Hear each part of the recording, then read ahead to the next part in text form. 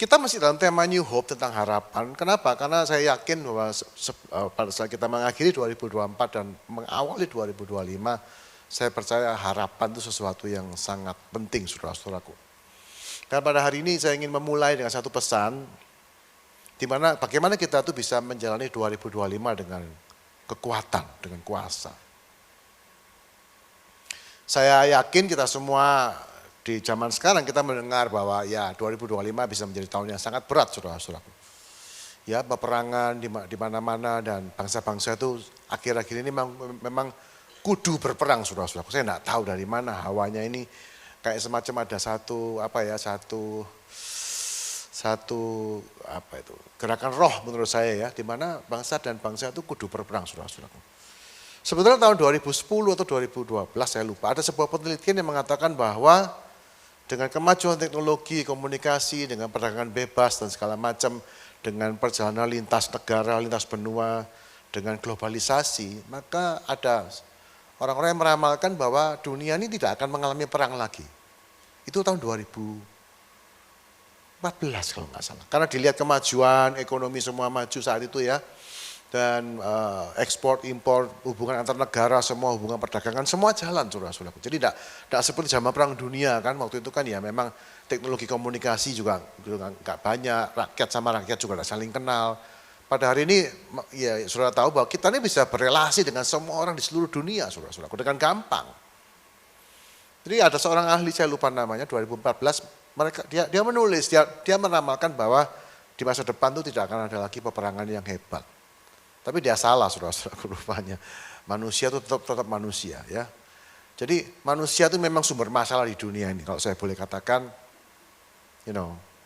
kita ini memang makhluk yang hebat, tapi ya dunia ini kacau balau juga karena manusia, saudara-saudaraku.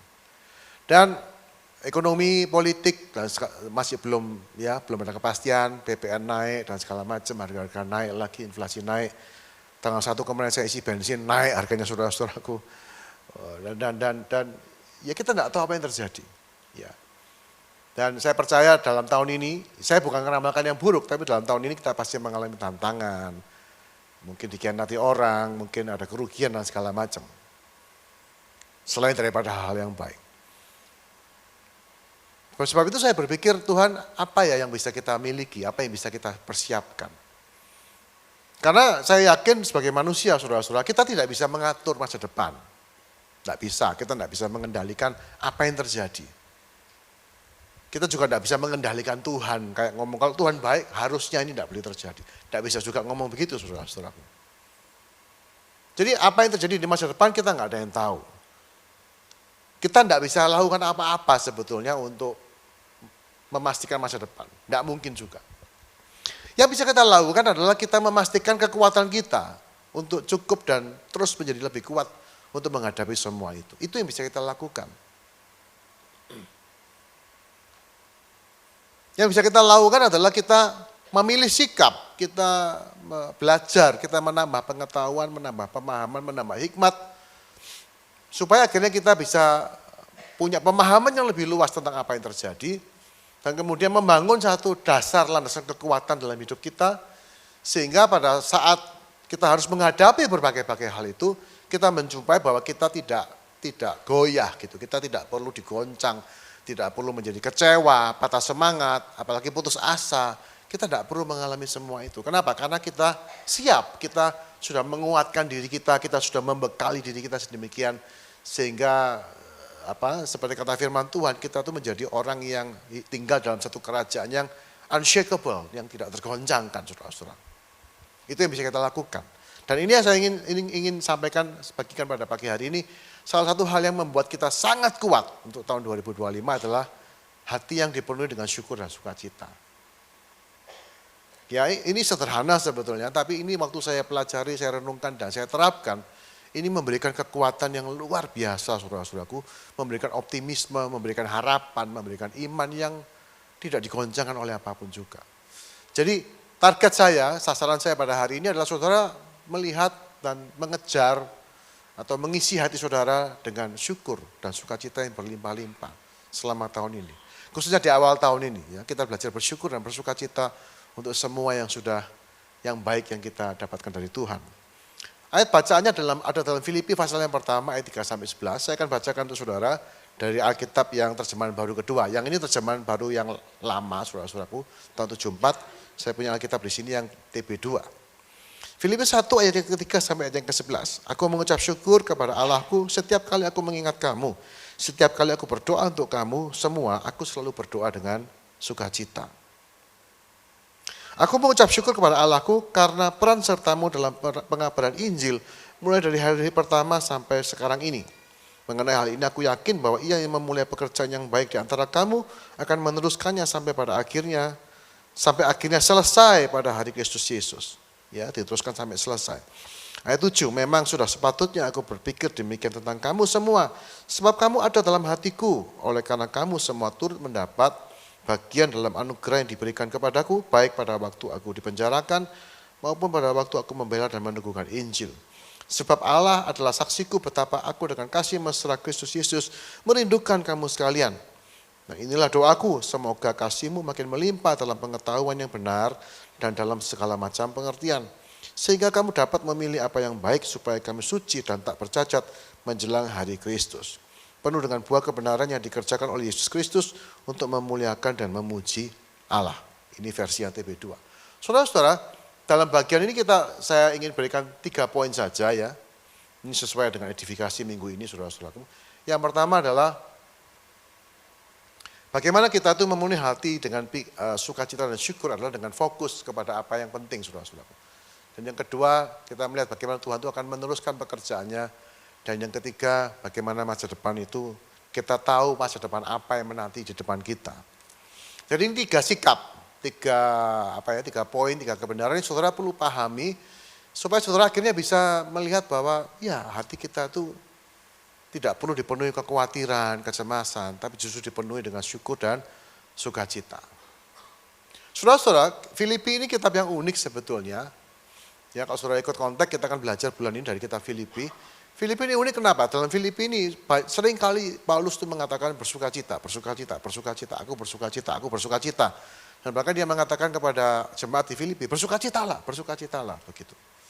Kita tahu bahwa jemaat Filipi ini, Paulus waktu menulis surat ini, dia lagi di penjara di Roma. Dia dikatakan dia rindu ketemu jemaat ini, tapi dia tidak bisa karena dia dipenjarakan, sampai mati saudara-saudaraku. Jadi ini surat yang dia tuliskan karena dia rindu dan dia mendengar beberapa kabar yang baik dan juga yang kurang baik dari jemaat Filipi. Seperti itu. Dan kita akan belajar bahwa bagaimana Paulus itu kemudian di posisi yang tidak enak, di posisi yang tanpa harapan sebetulnya karena dia di penjara sampai pada hari kematiannya.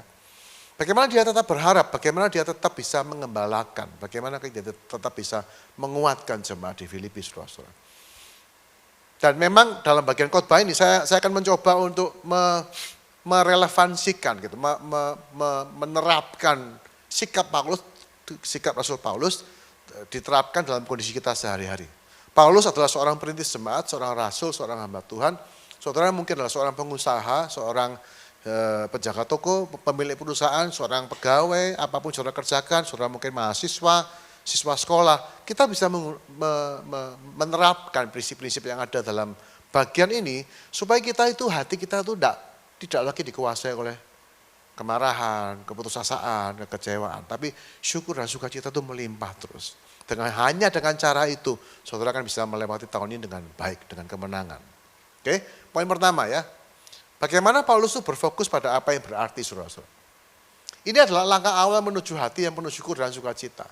Saudara lihat di sini bahwa Paulus, saudara-saudaraku, dikatakan aku tuh bersyukur setiap kali aku mengingat kamu. Dan setiap kali aku berdoa untuk kamu semua, aku selalu berdoa dengan sukacita. Apakah jemaat Filipi tidak ada masalah? Apakah jemaat itu sempurna? Tidak. Di Filipi itu ada rasul-rasul palsu, ada anjing-anjing katanya, Paulus ngomong gitu. Ada orang-orang yang datang menyebarkan beberapa ajaran yang tidak sepenuhnya benar, saudara-saudaraku, dan beberapa orang juga datang untuk menjatuhkan Rasul Paulus begitu. Karena Rasul Paulus kan absen, dia tidak bisa melayani di Filipi, dan ada orang-orang yang lain yang masuk dan kemudian berusaha merebut jemaat ini dari pengaruhnya Rasul Paulus, gitu kira-kira. Ada pengajar-pengajar yang masuk dan mengajarkan berbagai hal dan jemaat mungkin pasti juga agak terseret-seret begitu. Itu sebabnya Paulus menuliskan surat ini, saudara-saudara. Tidak ada problem. Ada orang-orang yang mengkhianati Rasul Paulus di jemaat Filipi. Tapi dia mengatakan, aku mengucap syukur. Tiap kali aku ingat kamu, aku tidak jengkel, tapi aku mengucap syukur. Ini sikap, ini fokus, saudara-saudaraku. Dalam hidup kita sekarang, ada banyak hal yang baik yang Tuhan sudah berikan. Keluarga, pekerjaan, ya kan. Ada banyak hal yang baik. Nah sekarang saudara kalau mau punya kekuatan dalam menjalani tahun ini, saudara penuhi hati saudara dengan sukacita dan syukur. Yang pertama apa? Fokus, saudara-saudaraku. Apa yang mengisi perhatian saudara? Kita tidak bisa menyangkal bahwa ada banyak hal yang baik yang sudah Tuhan kerjakan. Banyak sekali. Tetapi, nah ini biasanya orang itu akan melihat, kan tidak cuma yang baik toh, gitu. Kan ada banyak hal yang tidak baik juga. Nah biasanya kita berusaha seimbang dalam tanda kutip. Manusia itu begitu, repotnya begitu. Kita tahu Tuhan sudah baik, tapi gitu, kita punya kata-kata tapi ya tahun kemarin adik saya meninggal. Tahun kemarin saya mengalami ini dan itu. Ya Tuhan baik sih tapi gitu. Paulus ini sikapnya, saudara-saudara, kalau kita pelajari, dia bukannya mengabaikan apa yang negatif, tapi dia memusatkan perhatian. Dia memutuskan bahwa dia akan bersyukur dan bersukacita setiap kali dia mengingat jemaat Filipi. Bisa enggak kita juga hal yang sama? Setiap kali kita melihat pekerjaan kita, melihat keluarga kita, melihat anak-anak kita, bisa enggak kita kemudian mengatakan, aku bersyukur kalau ingat anak-anakku. Aku bersyukur kalau lihat istriku. Aku bersyukur aku punya kerjaan ini. Ini pilihan sikap, saudara-saudaraku.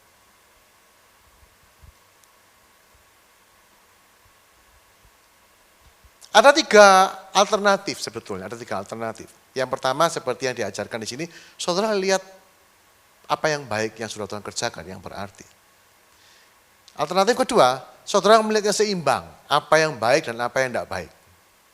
Ini saya rasa kebanyakan orang ambil pilihan yang kedua. Atau pilihan yang ketiga, saudara lihat jeleknya tok. Gitu. Oke? Soal pilihan ketiga saya pikir kita tidak usah bahas lah. Kalau saudara orang yang hanya memandang kepada sisi gelap saja, saudara memandang kelemahan, kekurangan, kerugian, saudara fokus terus di situ, saudara tidak bisa hidup, tidak punya harapan pasti. Ya, poin ketiga saya tidak perlu, kita sebenarnya poin ketiga ini sudah, kalau sampai ada saudara di sini yang lebih suka memikirkan apa yang jelek, saudara-saudaraku, melihat hidup sebagai ancaman, ya, melihat persaingan, melihat kejahatan orang lain, melihat dunia ini jahat, melihat bahwa semua bisa mencelakakan saudara menjadi paranoid, bisa takut luar biasa. Saudara dengar khotbah apapun tidak akan jadi apa-apa, saudara-saudara. Karena iman tidak mungkin bertumbuh, harapan tidak mungkin bertumbuh, sukacita nggak ada, syukur nggak ada. Kalau saudara mengambil posisi ketiga, saudara menjadi orang yang miserable, menjadi orang yang melihat iblis di balik segala sesuatu, begitu. Wah, tidak bisa, wah, begitu. Nah kebanyakan saya pikir kita mengambil posisi yang kedua, di mana kita lihat bahwa Tuhan baik, tapi kita juga melihat bahwa ada banyak hal yang kita tidak pahami, hal-hal buruk, saudara-saudaraku. Malapetaka, kerugian, pengkhianatan, dan segala macam. Nah saya ingin menantang cara pikir ini, saudara-saudaraku. Bagi saya, cara pandang kedua alternatif ini, meskipun kelihatannya lebih berhikmat, bagi saya itu tidak ada untungnya. Tidak ada untungnya. Karena apa? Saudara kalau berusaha melihat dua sisi ini, saudara pikiran saudara itu akan saling menegasikan. Menegasi itu apa ya? Yang satu akan menetralkan yang lain. Saudara kan menjadi orang yang apatis akhirnya. Menjadi orang yang datar. Saudara pikir saudara punya cara pandang yang seimbang, ya seimbanglah. Kita harus tahu baiknya orang sama jahatnya orang. Saudara pikir itu benar? Ya, tapi dengan cara pandang seperti itu saudara tidak akan bisa kuat. Saudara akan berjalan dengan kekuatanmu sendiri. Saudara tidak akan bisa penuh berserah kepada Tuhan. Saudara tidak akan penuh bisa melihat kebaikan Tuhan dalam segala sesuatu. Kita mungkin mengatakan bahwa, itu kan realistis Pak. Realistis itu apa sih kalau bagi saya? Realistis itu saudara melihat the highest, the ultimate reality. Apa sih realita yang terpuncak realita itu apa? Tuhan dan bahwa Tuhan itu baik. Itu realitanya saudara-saudaraku. That's the reality.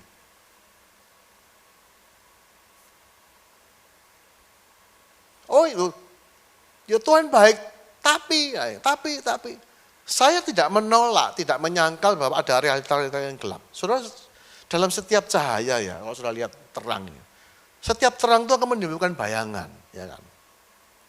Ada shadow, ini di baliknya speakernya ini gelap. Begitu ada cahaya, keluar bayangan saudara-saudara. Nanti kan saudara mau fokus di mana? Fokus di bagian yang diterangi, atau saudara fokus pada bayangannya, atau berusaha melihat kedua-duanya. Saudara berusaha melihat kedua-duanya, saudara mungkin akan menjadi lebih objektif, tapi itu tidak menguntungkan. Tidak terlalu berguna. Saudara mungkin mengatakan, loh Pak, bukannya kita ini perlu berjaga-jaga, perlu waspada. Yes. By the way, kita pasti melihat bayangan, itu pasti. Masalahnya adalah kita harus memilih untuk berfokus pada satu saja atau berfokus pada dua-duanya. Itu dia. Kita perlu memilih, apa kita mau berfokus hanya kepada apa yang baik yang Tuhan sudah kerjakan. Apakah Paulus tidak tahu ada masalah besar di jemaat Filipi? Dia tahu. Tapi dia memutuskan setiap kali aku berdoa untuk kamu, aku berdoa dengan sukacita, dengan ucapan syukur. Ini keputusan saudara-saudaraku. Kalau kita kemudian terbiasa untuk melihat dua sisi, ya kita menjadi menjadi skeptis, menjadi sarkastik gitu. Kita tidak akan bisa berserah penuh kepada Tuhan. Kita tidak bisa memandang betapa baiknya Tuhan itu. Dan the way you see God, ya, cara saudara memandang Allah, itu akan menentukan seluruh hidup saudara. It will define everything in your life. The way you look at God, cara saudara mengenal Allah, bagaimana saudara mengenal Allah, itu akan mempengaruhi seluruh hidupmu. Bahkan kalau boleh saya katakan, hidup manusia itu jadinya kayak apa, 100% ditentukan oleh cara pandangnya terhadap Tuhan. Kalau saudara mandang Tuhan kayak gini, Tuhan itu baik, tapi dia itu baik, Tuhan baik, untuk selama-lamanya kasih setianya, tapi dia itu ya kadang-kadang ya enggak jelas ya gitu. Kadang-kadang dia juga berbuat tidak baik sama saya. Cara sepandang semacam ini akan melunturkan, itu akan mengkamiri gitu. Itu akan menetralkan kekuatan, kuasa, sukacita dan syukur dalam hati kita. Itu akan menjadi netral. Kita akan menjadi orang yang berjalan di atas dua perahu. Pertanyaannya, apa kalau kita cuma mandang yang baik, berarti kita mengabaikan yang sisi gelapnya saudara-saudaraku. Saya katakan begini, nanti di poin kedua kita lihat, di sisi gelap itu kita lihat Tuhan itu sedang bekerja. Ini poin kedua.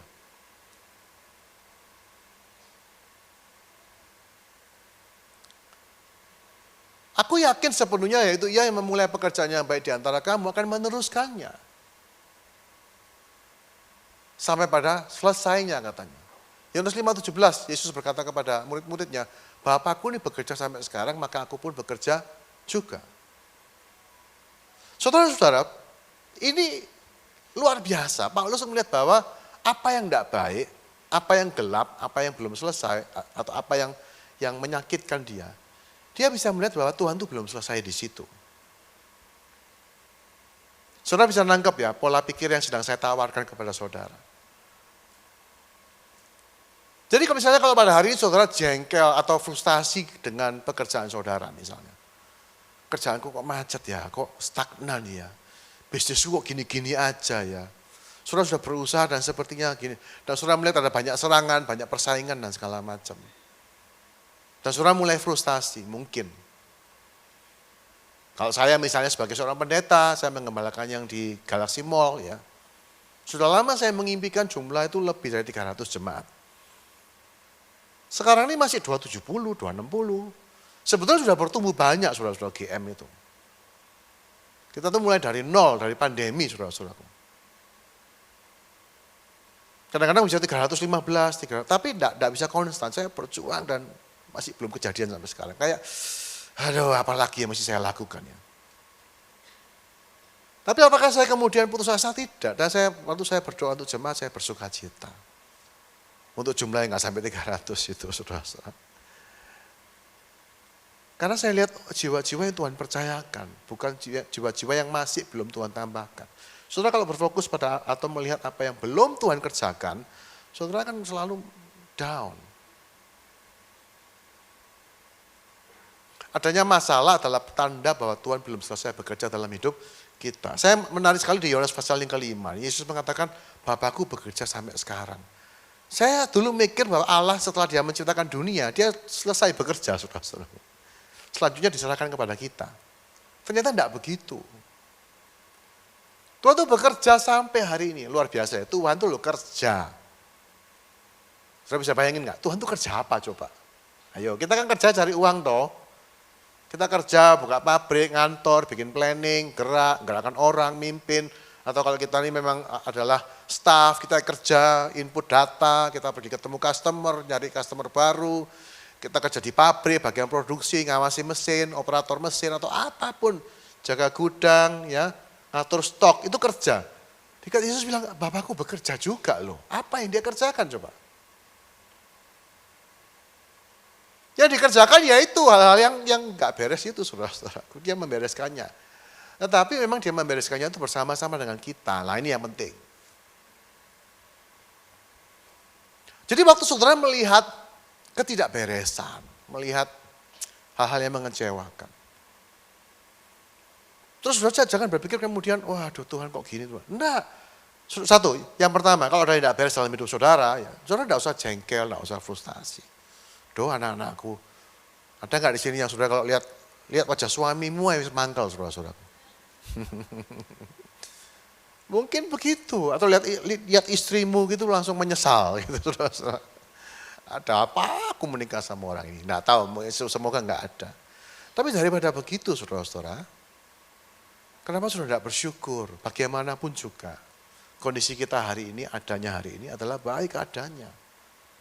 Terus gimana dengan suami atau istri atau anak yang menjengkelkan atau orang tua yang begitu-begitu? Lihatlah bahwa Tuhan itu masih bekerja. Saya di YouTube saya suka melihat orang beberapa pelukis yang hebat itu melukis sesuatu. Saya follow beberapa pelukis-pelukis yang luar biasa. Dan ada satu orang pelukis perempuan saudara-saudaraku, dia suka melukis wajah orang.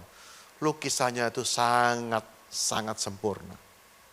Rambutnya, tekstur kulitnya digarap semua. Dan dia selalu memulai lukisannya biasanya dengan bagian mata. Dan begitu dia sudah mencoret-coret bagian mata itu, saya bisa melihat dengan cara dia melukis mata. Begitu jadi satu mata, saya tahu ini akan menjadi lukisan yang luar biasa. Baru satu mata loh.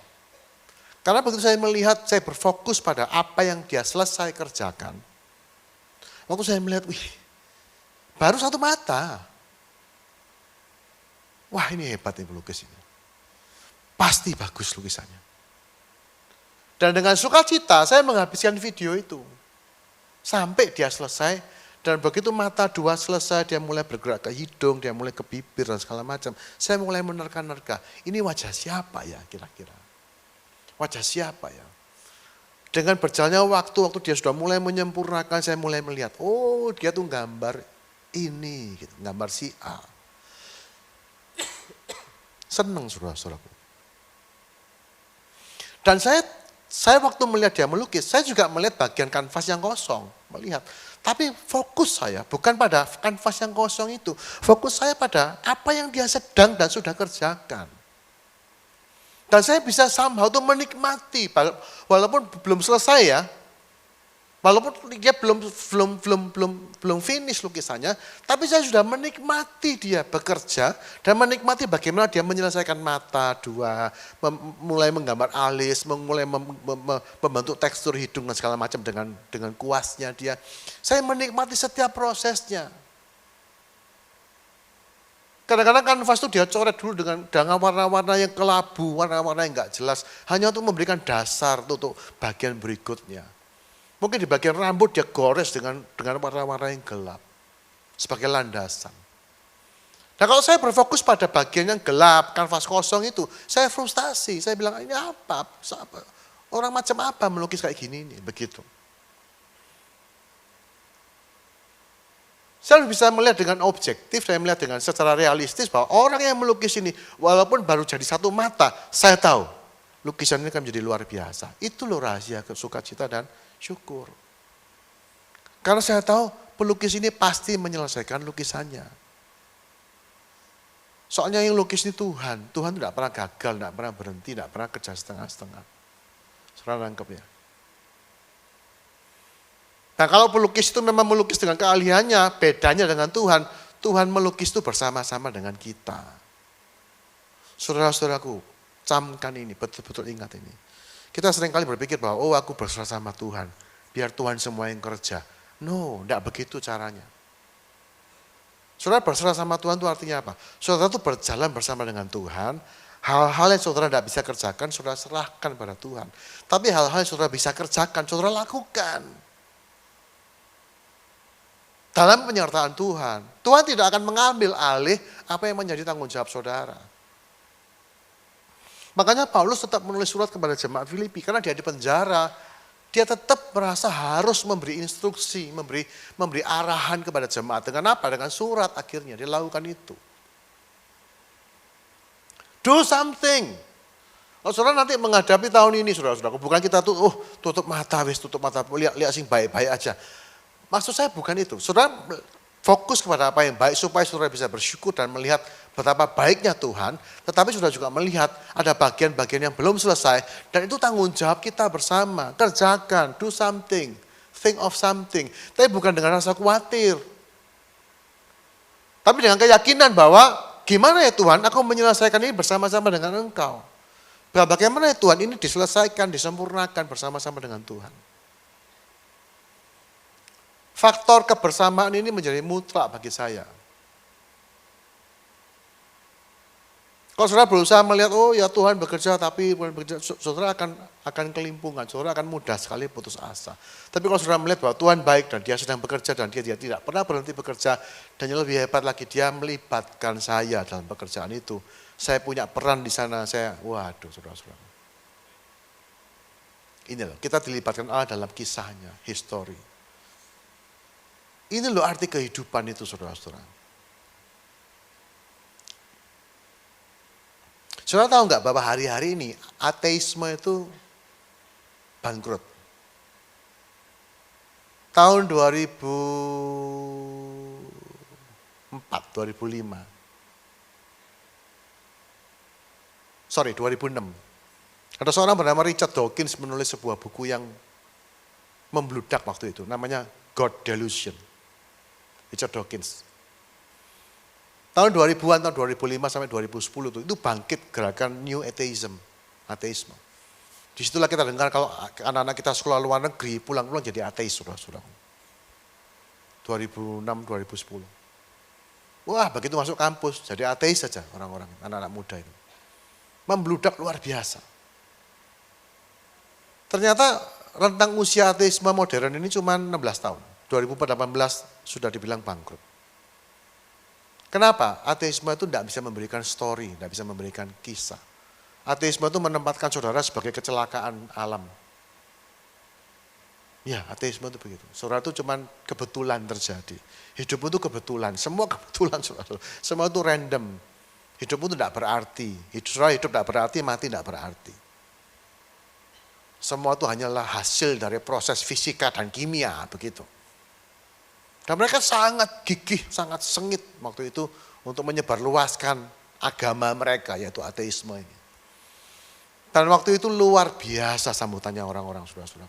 Mungkin karena mereka capek dengan agama yang ya ada banyak masalah dalam gereja dan segala macam, kepalsuan, kemunafikan ya. Kita harus akui itu dan banyak orang yang dikecewakan, disakiti oleh gereja.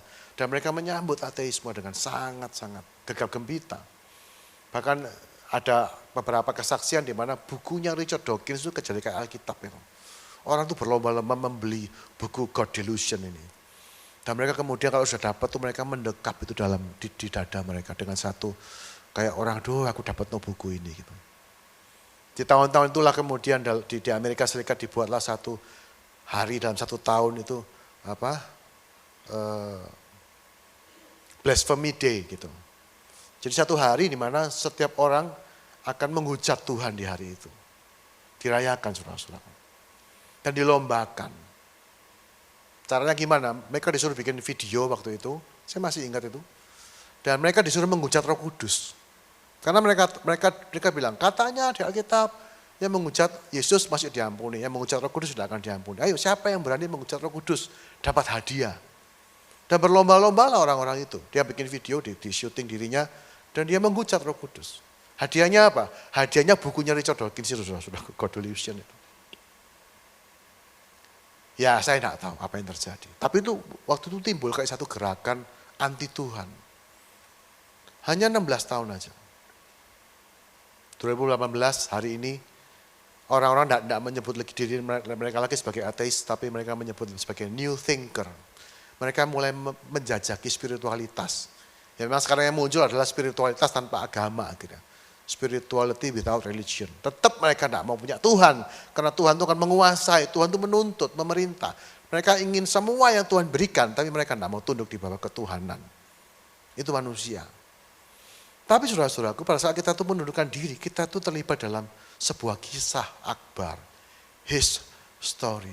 Dan ini membuat hidup itu jadi berarti. Ya kan? Saudara bisa memandang hidup ini cuma masalah cari uang. Kaya, nyaman, enak. Pada hari ini manusia kita tuh menjumpai kok, itu tidak membahagiakan. Tidak memuaskan. Kebahagiaan, kepuasan itu bukan dari kenyamanan, saya kasih tahu.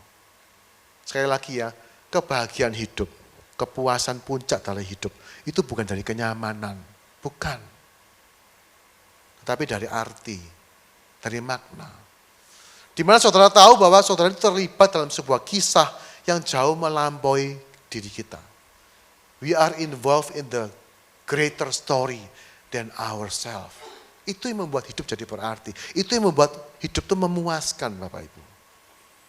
Dan saya katakan bagaimana membuat hidup jadi berarti.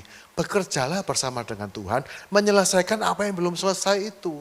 Makanya saya katakan dalam hidup ini saudara-saudaraku, somehow kita tuh masih memerlukan segala macam masalah itu.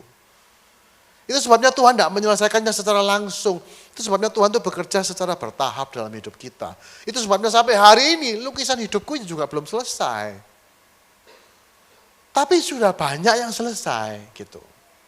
Jadi kalau mau sukacita bersyukur gimana? Fokus pada apa yang sudah selesai. Bersyukur banget itu kita. Dan setelah itu kita mundur sejenak dan melihat, oh ada bagian yang belum selesai. Baru kita tanya, Tuhan di mana peranku, di mana bagianku untuk menyelesaikan bagian itu bersama dengan Tuhan. Dan kita bisa melihat ternyata dalam hidupku itu, dalam gambaran hidup saya, ada banyak hal yang Tuhan lukis, di mana di dalam bagian itu saya ikut mengambil keputusan di situ.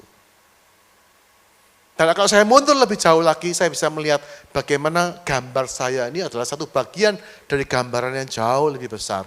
Satu mahakarya, satu rencana akbar, di mana Tuhan akan menciptakan langit dan bumi ini baru semuanya. Dan saya ada di situ, bagian kecil aja.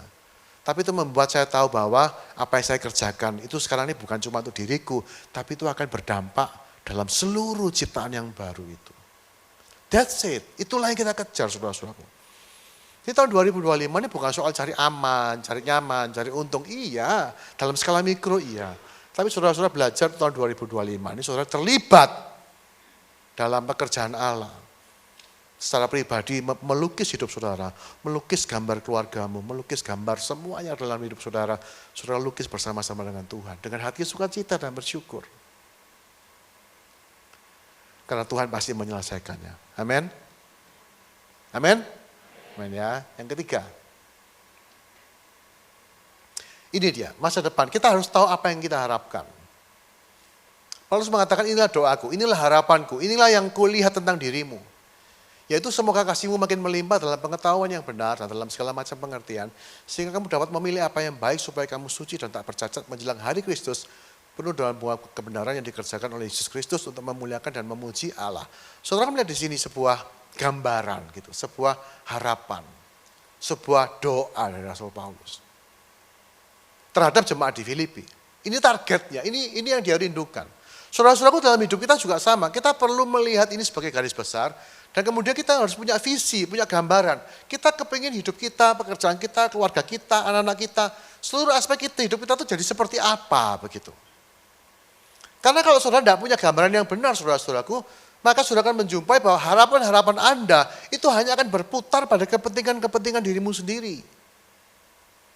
Anggap ya, akhirnya kita cuma berharap kaya, nyaman, enak, berharap punya rumah bagus, istri cantik, suami ganteng, punya anak yang begitu. Harapannya tuh akhirnya muter-muter berkenal dengan kepentingan diri sendiri.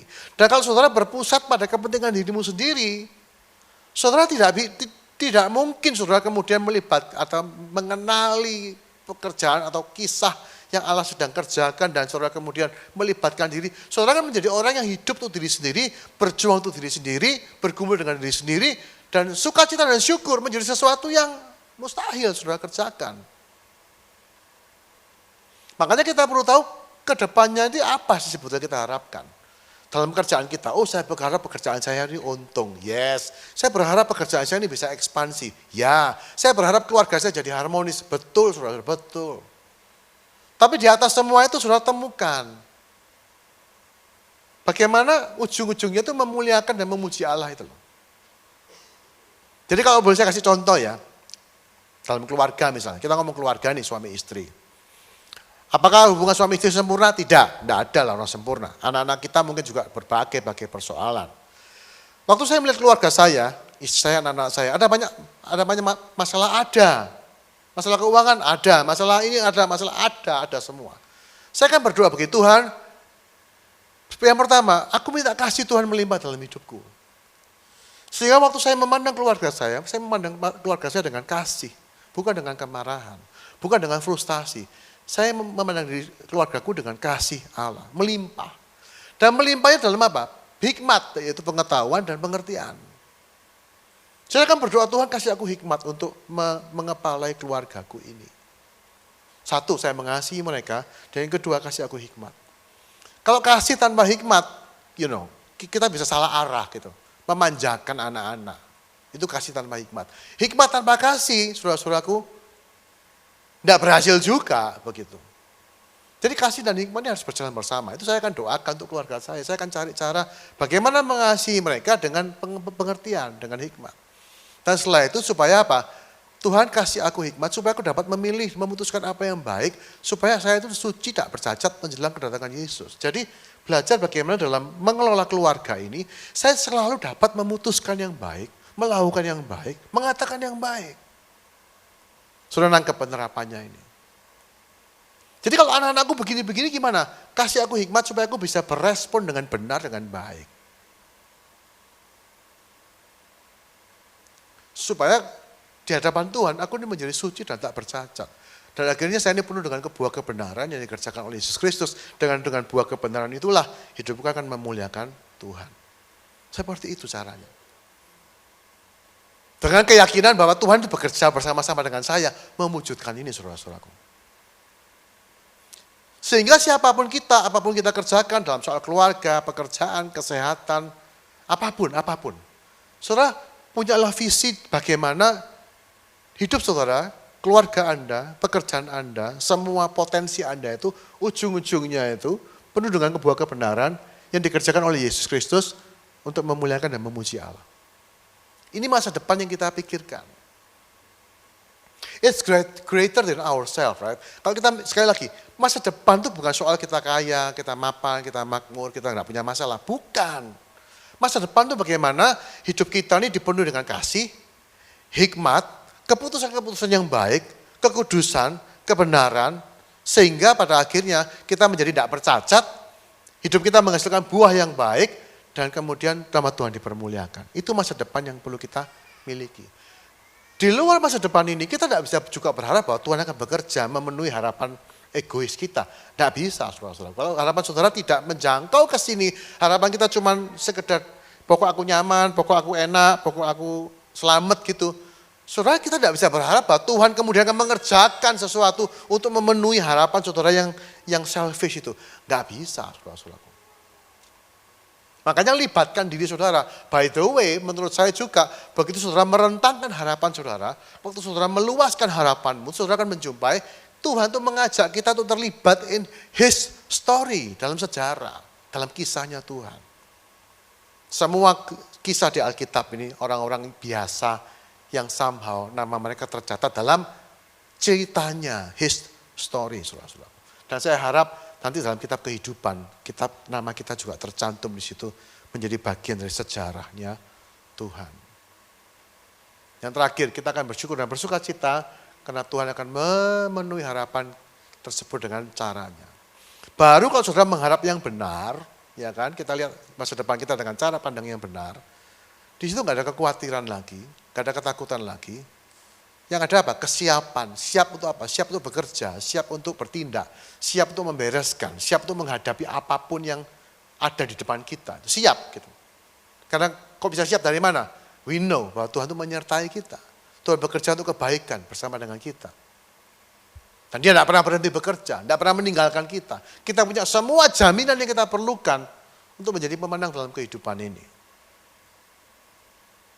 Sehingga tahun ini saudara-saudaraku saya harap setiap kita itu bisa menjalani sampai akhir tahun 2025,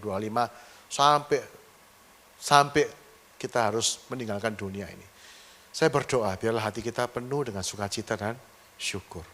Amin. Karena hidup itu untuk itu memang. Penuh sukacita dan syukur. Bukan karena semuanya enak, bukan. Sukacita dan syukur bukan karena semua nyaman, bukan karena semua yang kita mau terjadi, bukan. Sukacita dan syukur karena kita tahu, kita sedang menulis sejarah bersama-sama dengan Tuhan.